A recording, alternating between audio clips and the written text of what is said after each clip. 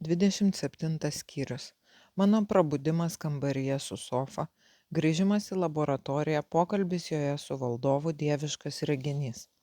Prabudau staiga tarsi nuo smūgio, kaip man dažnai atsitikdavo. Kambarys buvo nušviestas švelnia šviesa, bet aš niekaip negalėjau nuspręsti, iš kur jis sklido. Tai man atrodė, kad kambario interjere kažkur buvo paslėpta lempa.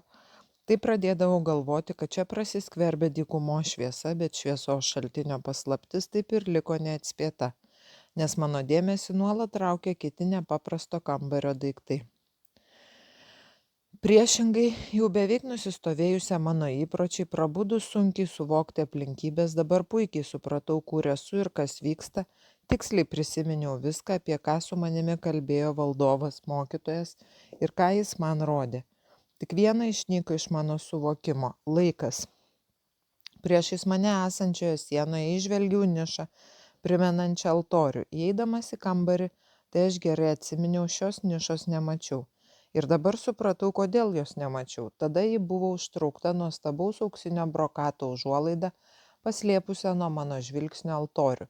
Nišoje 3 didžiulių pakopų lygyje stovėjo altorius, tokios pačios formos kaip Francisko, tik nepaprastai didelis ir visas baltas. Ant jo aukšta briaunota taurė švytinti kaip milžiniškas deimantas. Ir taurė ir altorius mainėsi įvairiaspalvėmis ugnimis.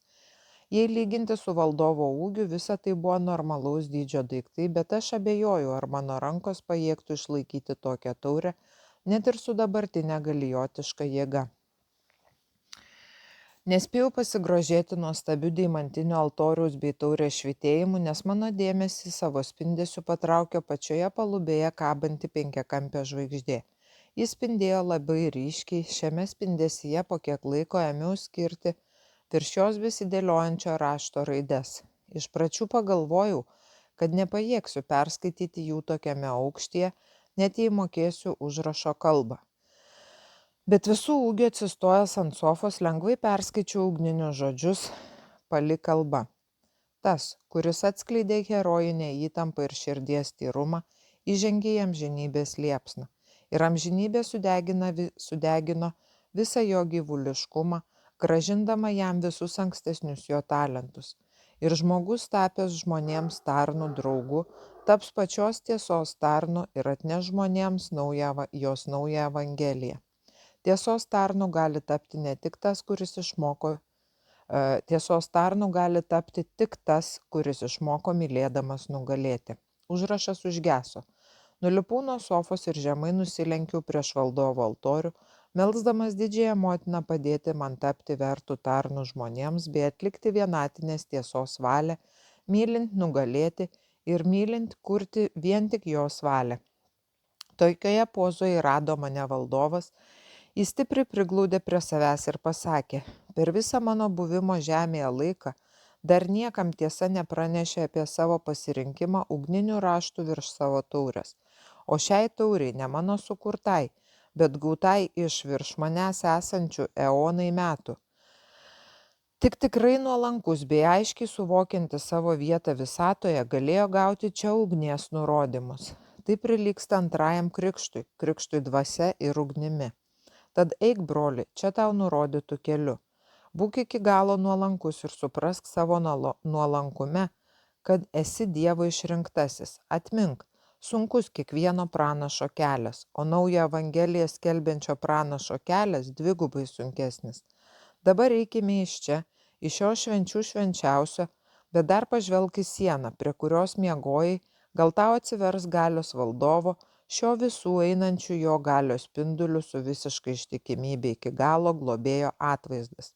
Šio galios mokytojo didžiausias gailestingumas nežino ribų. Ir tik silpniems dvasia šis vadas atrodo rūstus. Jo išorinis rūstumas apsauga būtent tiems silpniesiems, kurie neturi jėgų atlaikyti jo galios. Nes ir gailestingumo galia žmogus turi sutikti narsos galia, kad galėtų ją suprasti.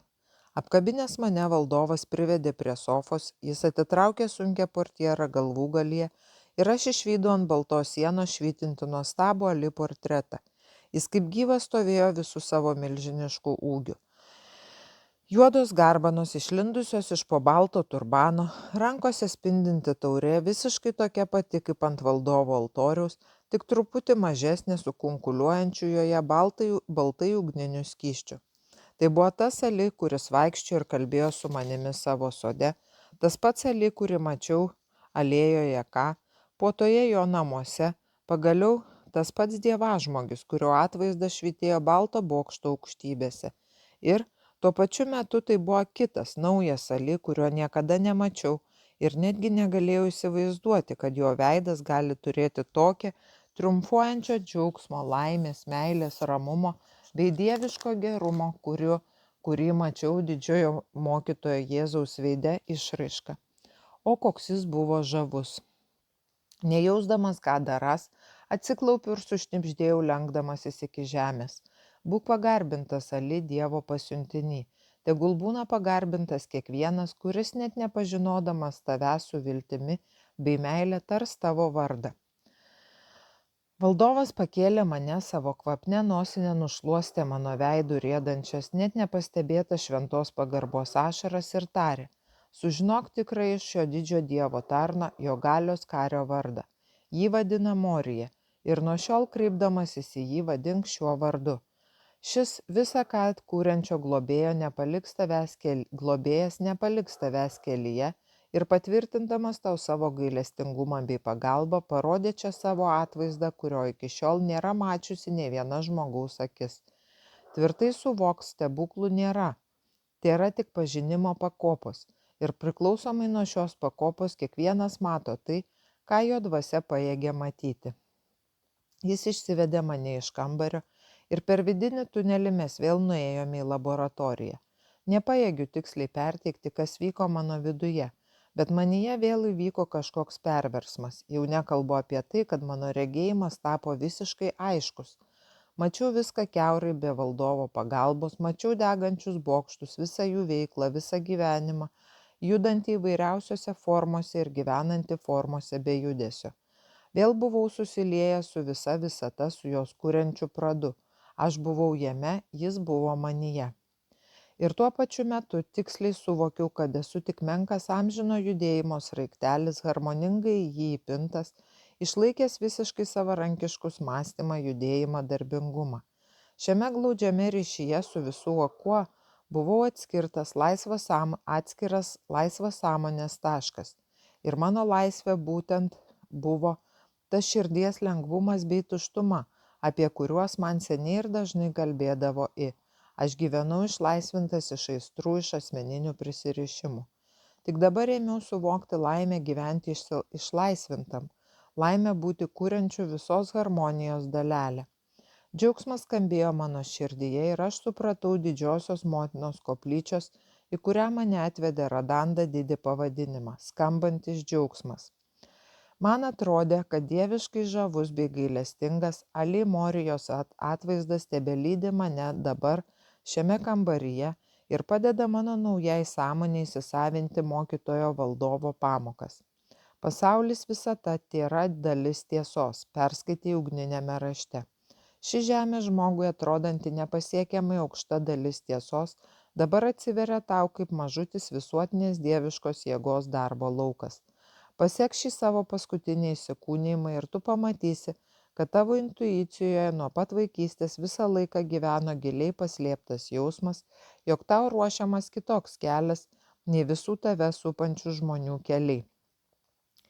Išorė niekuo nesiskyrė nuo margos žmonių minios, nebent savo gabumais, ir visgi žinojai, kad turėsi atlikti kažkokią misiją dėl šitos tave supančios minios. Ta pati žinojo ir visi kartu su tavimi čia atėję tavo broliai. Kodėl tu galėjai apie tai žinoti, tiksliau, kodėl tavyje gyveno būtent ši nuojauta, kodėl Morijos veidas tave pribloškė jau nuo paties pirmojo trumpo pasimatymo metu, kodėl tas, kurį įpratai vadinti florentiečiu, bet kurio vardas iš tikrųjų yra venecijietis, per patį trumpiausią laiką sužadino tokią tavo meilę, kurią galėtų sukelti nebent tikras tėvas. Ogi tiesiog todėl, kad visi šie didieji tiesos tarnai bei pasiaukoję jos bendradarbiai Jau seniai ruošė tave šiai misijai ir mokė tave suprasti gyvenimą visose jo formose, matomai ir nematomai dirbančiose dviejose planuose - žemės ir dangaus. Bet tavo charakteris, tavo šį įsikūnijimą karmiškai išgyvenamos asmenybės pobūdis trukdė tau iki tam tikro laiko įnešti į žemę atmintį apie tavo amžinos individualybės darbą, atmintį apie naktinės pamokas. Dėl tavęs ir visų tavo bendražygių savo aukščių palikusio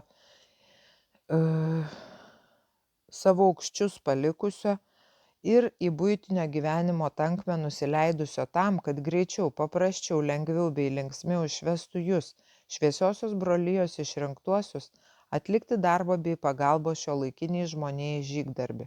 Į pasiaukojimus padėjo jums rasti, išvystyti bei reikiamai sustiprinti harmoniją tarp asmenybės ir individualybės, tarp žemiškosios formos ir joje esančio amžinumo. Savo kūriniuose per literatūrinius herojus atversi žmonėm ne tik tai, kad mirties nėra, bet ir kiekvienam, kuris ateina į žemę, visą jo asmenybės būtinumą. Asmenybė nėra blogis, nuo kurio būtų galima atsiriboti ar nusigręžti. Nėra primesta karminė našta, dėl kurios aistrų būtų galima aimanuoti ir skųstis. Žmogaus asmenybė tai didžiausia iš gailestingumo dovanų. Šviesa, paduodama kiekvienam tokioje švariausioje lempelėje, kokią visi matomi aplinkos pagalbininkai begalėjo išausti kokie visi nematomi aplinkos pagalbininkai begalėjo išausti žmogaus amžinajai ugniai, sulieja savo meilės pagalbą bei rūpinimąsi su jo paties darbu bei meile. Daugybė milijonų sąmonių, kuriuose duris dvasiai dar uždarytos, eina per gyvenimą su materialistinėmis proto idėjomis ir gyvena dvasiniu keliu, ir gyvena proto tvirtovėje, uždaryti taip pat tvirtai, kaip ir tie milijonai, kurie visą gyvenimą ieško kabutėse dvasinių kelių, o gyvena siauruose asmeniškumo rėmuose. Pirmieji neigiantis dvasią dažnai būna labiau vientisi ir randa išėjimą į tiesą greičiau bei lengviau. Antrieji, ieškotojai, dažniausiai taip ir miršta su savo dvilypumu, ieškodami tik idėjose bei fantazijose, o žemės kasdienybėje gyvendami geležiniuose asmeninių norų gniaužtuose. Pažvelk štai čia. Sulig šiais žodžiais valdovas pasodino mane prie žalio bokšto, kurio viršūnėje švytėjo nuostabus atvaizdas, to, kurį pripratau vadinti savo draugu bei globėjų florentiečiu, bet kurį dabar iš visos širdies šaukiau kaip didįjį mokytoją venecijietį. Ar matai, siauroje baltų gėlių juostoje nuolat atsinaujinantį judėjimą, besitęsiantį iki pat mokytojo krūtinės ir pasibaigiantį ugninėmis žaliai raudonomis gijomis. Nuostabių baltų gėlių virtinė suneša aibės darbininkų iš balto Morijos bokšto. Įsižiūrėk, ištisas spiečius švytinčių baltų dvasių, aiškiai tau matomų, bet ne visiems šviesiosios brolijos broliams pažįstamų, laukia savo eilės įpinti savo gėlelę į visiškai apspręstą tikslios harmonijos baltą ornamentą. Kodėl laukia šie pasiaukoję darbininkai ir ko jie laukia? Jie laukia savo, tiksliau to, kam neša, eilės ir vietos. Štai iš venecijiečio bokšto žalios ugnies lauko išskrido darbininkas su balta gėlele. Morijos minties jėga atgal į baltą bokštą. Pasek jo kelią. Žaliame bokšte jo gėlelė atrodė visiškai balta. Dabar įmesta baltos ugnies žaizdra, jie įsiliejo į jį žalsvu ornamentu ir nuplaukė tolyn, švytėdama ir plėsdamasi.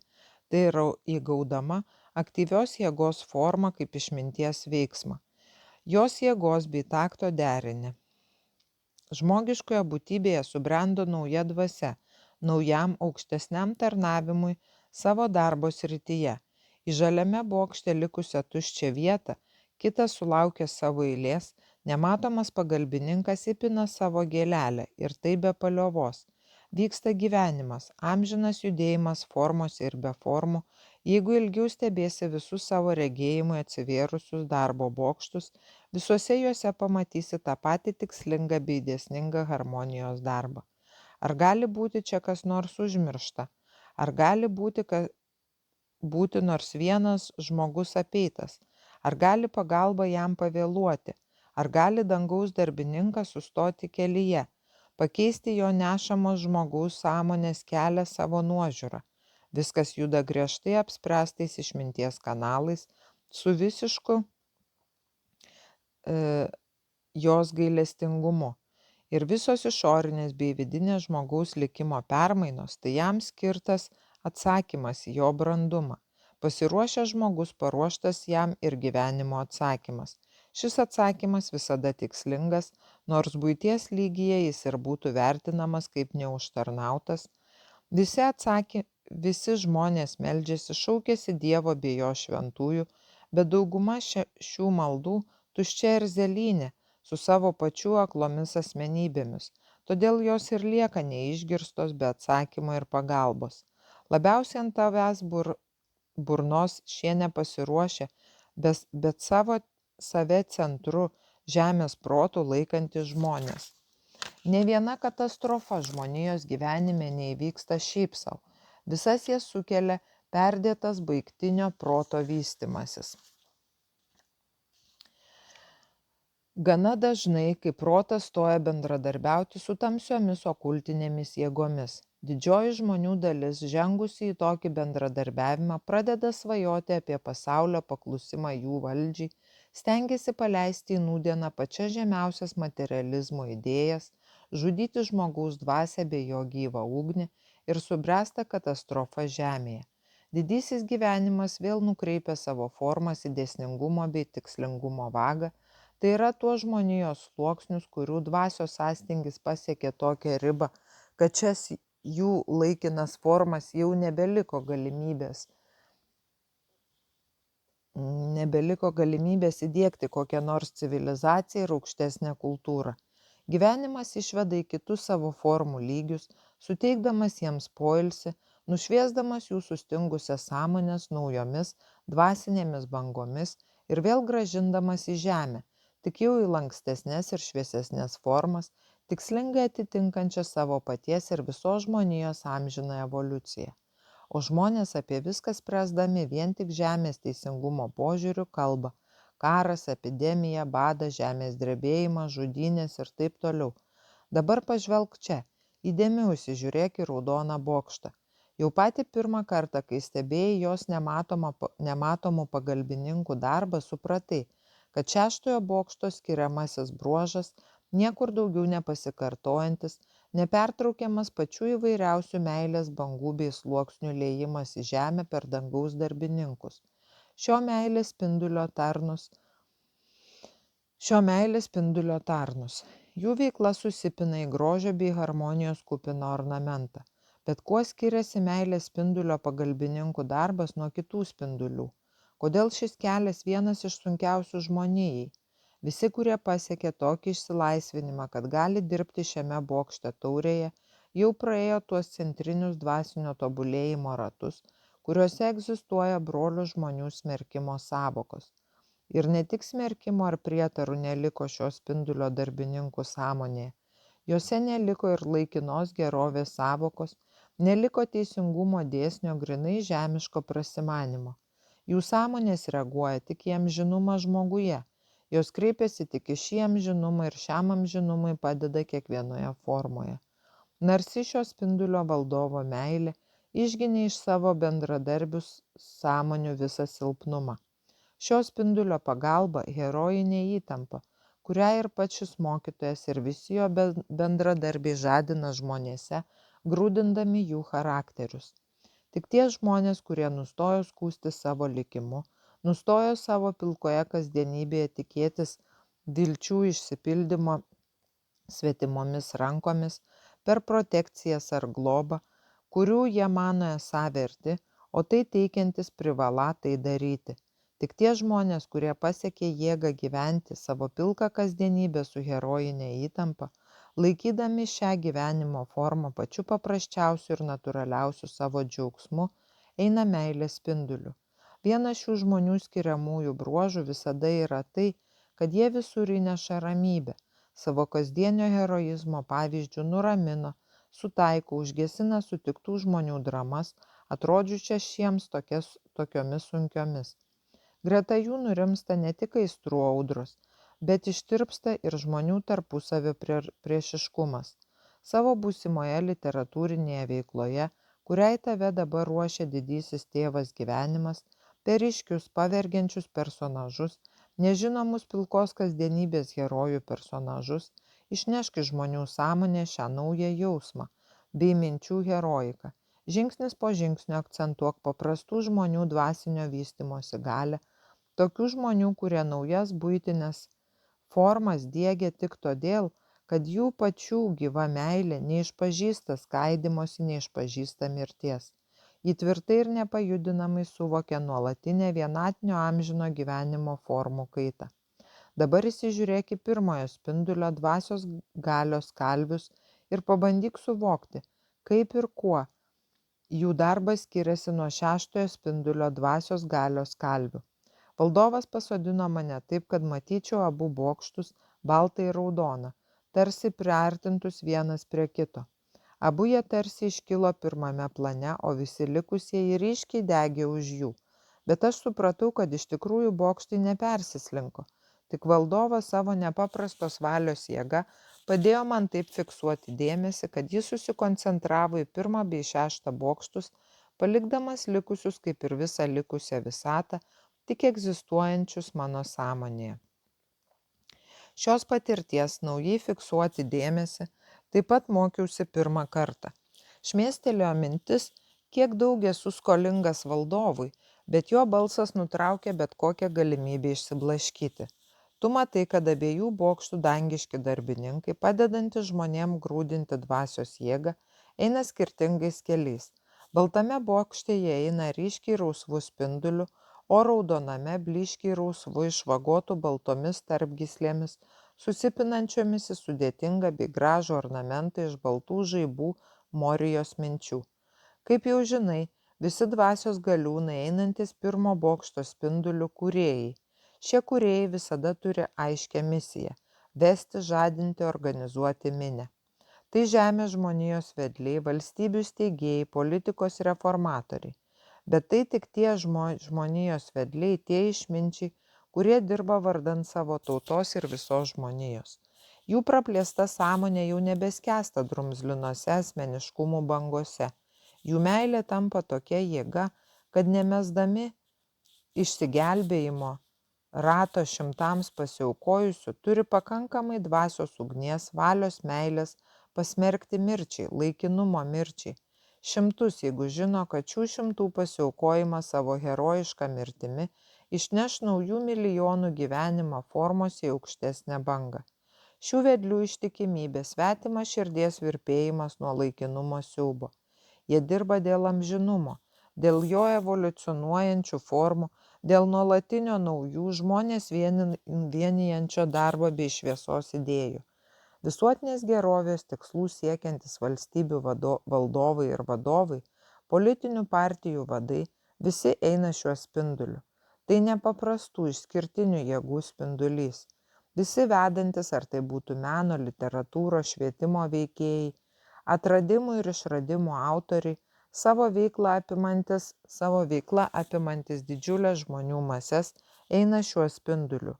Jų meilę jėgą visada neša ugnis ir jiems asmeniškai neturi jokios reikšmės vienokia ar kitokia jų buitis. Jie nesutalpinami į jokią buitį. Atvirkščiai, jie beveik visada griauna siauras, savanaudiškas, nusistovėjusias egzistavimo normas, sukrečia pelėsiais aptrauktas psichikas. Jie asmeniškai nesuinteresuoti buitimi, yra būtinai reikalingi kaip griaunanti jėga, įgalinanti sukurti sąlygas visapusiškai atitinkančias savo laikmetį. Tuo tarpu šeštojo spindulio ugninės ištikimybės meilės galios veikėjams svarbiausia darbo vieta – buitis, pilkos kasdienybės darbas, šeima ir dorovės pamatai. Bet šių veikėjų etika nėra negyva moralė, savo principus grindžianti sausais smegenų impulsais. Kai ir gerumas tėra proto produktas, sausas ir iki smulkmenų motyvuotas, šiuos galios veikėjus, meilės kupinus pasaulio taikdarius, veda per kasdieninius darbus jų širdies ugnis. Negalvo, kad jie netinka platiems užmojams, tačiau jų meilė tokia didelė, kad jie tuoj pat gelbsti kiekvieną esamą akimirką, esamose aplinkybėse, atiduodami visas savo meilės galios valančias jėgas tam, kad padėtų išsilaisvinti žmogui ir jo protestų prieš tas išorinės aplinkybės, į kurias jis pateko šiuo savo esamo amžinybės etapu. Ir ši jų veikla, kaip pasirinkusiųjų savo pačią paprasčiausią kasdienybę, taip užpildyti mintimis apie sutiktąjį, tiksliau apie kiekvieną iš jų, kad gyvenimas negali jų panaudoti mase sukrečiantiems ir ateitį kuriantiems perversmams.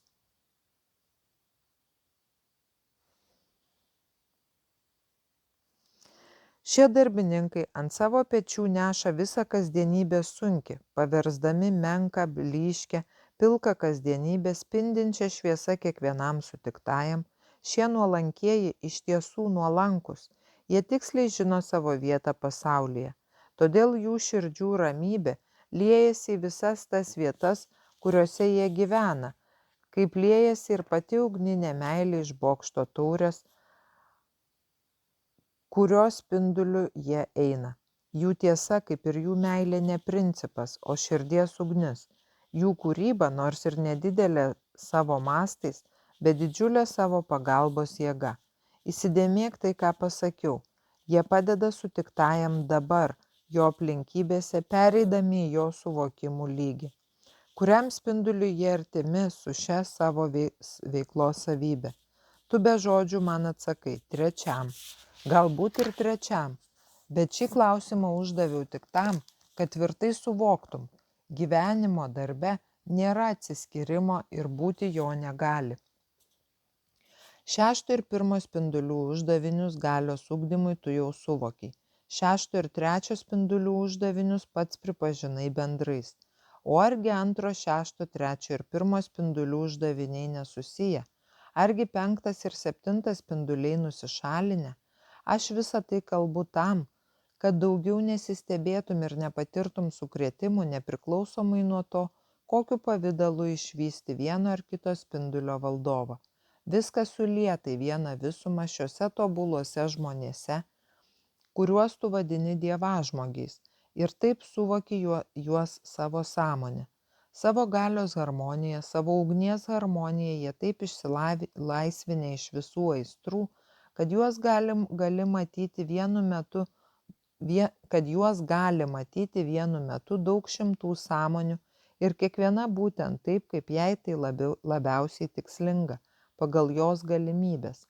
Tave stulbina tai, kad tu, laikantis save silpnu ir nevertu, esi išrinktas tokiai didžiai misijai. Ne tau spręsti, mano sūnau, tau paklusti. Nuolankiai nešk tau gyvenimo duodamą naują talentą, nešk džiaugsmą ir lengvumą į savo susitikimus, stiprėk per juos. Viską iš tavo karmos, kas būtų apsunkinę tavo naująjį talentą, kas būtų trukdę tau įnešti naują kasdienybės evangeliją, į tavo laikmečio visuomenę sudegino pats gyvenimas.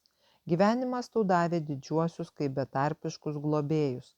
Tuos didžiuosius, į kuriuos kelio žmonės ieško ištisus amžius ir randa gana retai. Dar kartą kartoju, ne tau spręsti, tau paklusti.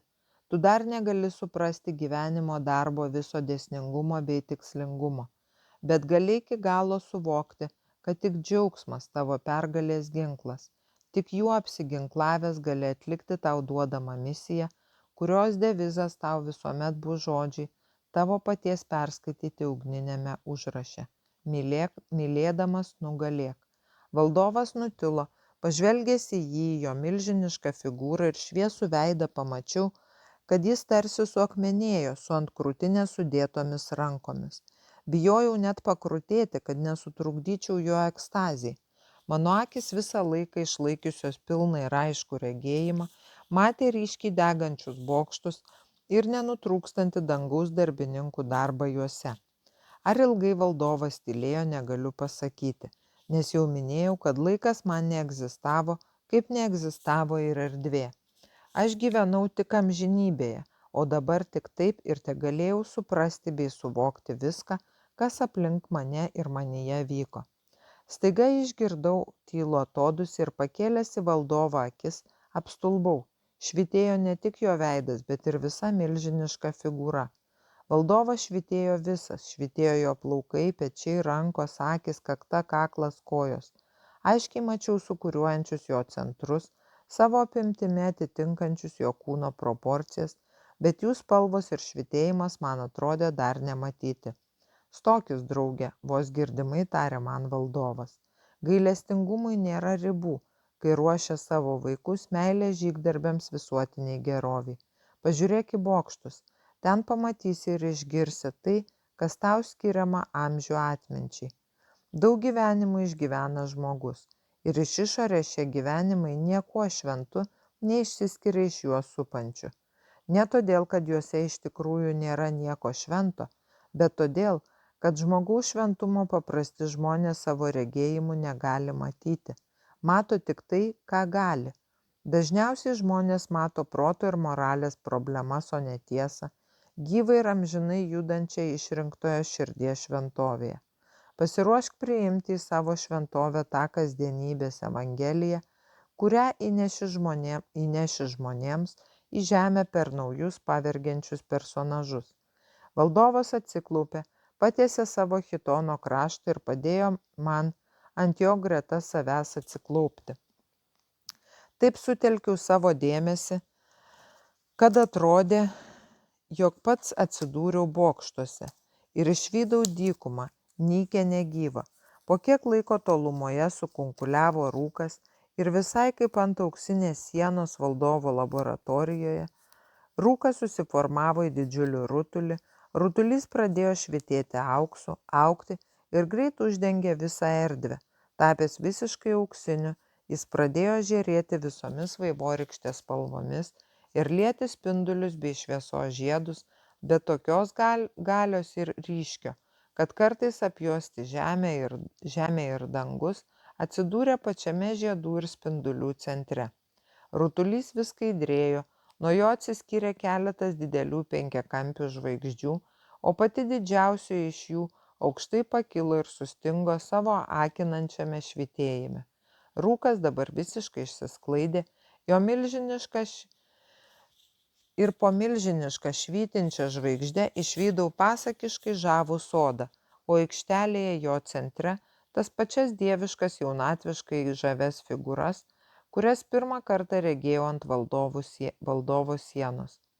Kaip saulė švytinti, pati žaviausia ir iš dieviškai žavių figūrų, tada stovėjusio trikampio centre, dabar stovėjo priekyje, o trys figūros, tada sudariusios trikampį, dabar vorele stovėjo už jos. Pirmoji figūra, nepaisant valdovo pagalbos, patiesusio man savo chitoną ir pridengusio mano galvą savo rankovę, švytėjo tokia man dar nepakeliama šviesos galia, kad suvokiau esąs ant mirties ribos. Jaučiausi taip, tarsi pats būčiau miręs, o gyventų tik mano sąmonė. Dieviškos figūros ranka ištiesė man, tarsi pažėrė mane apakinusi ugnies pluoštą, senovinio papiruso ritinėlį. Trys už jo stovėjusios figūros išvyniojo jį ir aš visiškai lengvai bei paprastai perskaičiau tris jame švytėjusius įrašus. Pirmasis įrašas bylojo: gyvenimų virtinė neatveria žmogaus sąmoniai jo ryšio su išmintimi. Jį visada atveria katastrofa, sudeginanti gyvuliškumą žmoguje. Žmogus įžengė į harmoniją. Šis įrašas švytėjo ryškiai geltona ugnimi. Antrasis ryškiai raudonai ugninis įrašas bylojo: įžengęs į harmoniją, priima įšventinimo dovaną, nes pats tapo meilės dalimi.